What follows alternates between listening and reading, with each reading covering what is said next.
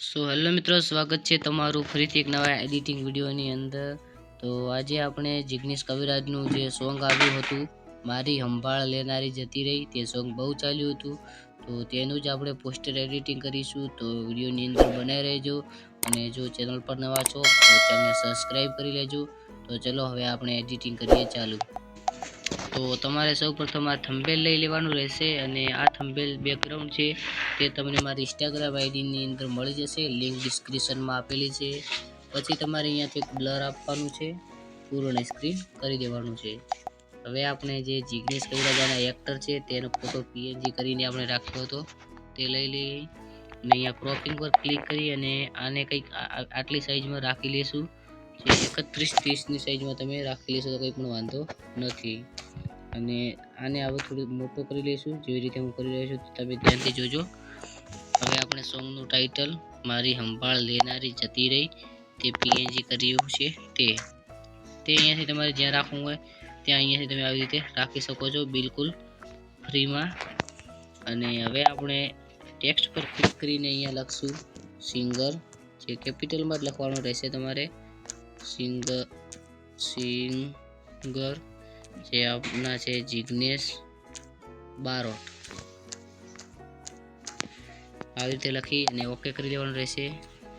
અને અહીંયાથી તમને ફોન્ટનો ઓપ્શન મળે છે, તેના પર ક્લિક કરી અને રોબોટ નામનો ફોન્ટ યુઝ કરવાનો રહેશે અને આને થોડી ક્વોલિટી આપી દેવાની રહેશે, જેથી તમારું આવી રીતે મોટું થઈને આવી જશે। હવે આપણે જે 4K વગેરે લેવાનું છે તે લઈ લઈશું। તો અહીંયાથી આપણે 4K લઈ અને આને કંઈક આવી રીતે નીચે ઉપર ગોઠવી લઈશું અને હવે આપણે YouTube ચેનલનું નામ લેવાનું રહેશે। તો આનું પાછળનું બેકગ્રાઉન્ડ રિમૂવ કરવા માટે અહીંયાથી જે પેનનો કલર વ્હાઇટ કરવાનો છે અને યુટ્યુબને તમારે જ્યાં ગોઠવવું છે ત્યાં ગોઠવી શકો છો। હવે જે ચેનલનું નામ છે તે આપણે લખી લઈશું અને અહીંયાથી તમારે કોઈ પણ ફોન્ટ યુઝ કરી લેવાનું રહેશે અને આને પણ થોડુંક ક્વોલિટી સાથે બનાવી લઈશું અને જે YouTube છે તેની સામે જ આને કંઈક આવી રીતે લગાવી લઈશું।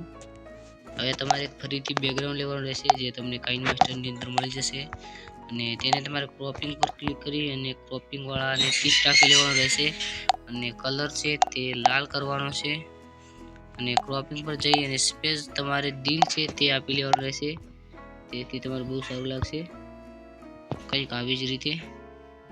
અને દિલને જે સોંગનું ટાઇટલ છે તેના પર ગોઠવી લઈશું કંઈક આવી જ રીતે અને આને સેન્ડ ટુ બેક કરી લેવાનું છે।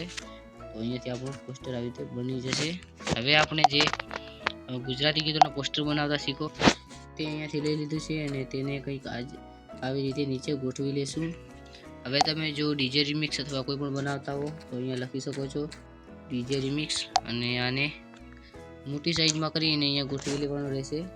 તો તમે ડીજે રિમિક્સ બનાવતા હો તો કલર પીળો આપી શકો છો અને ક્વોલિટી આવી રીતે આપી શકો છો।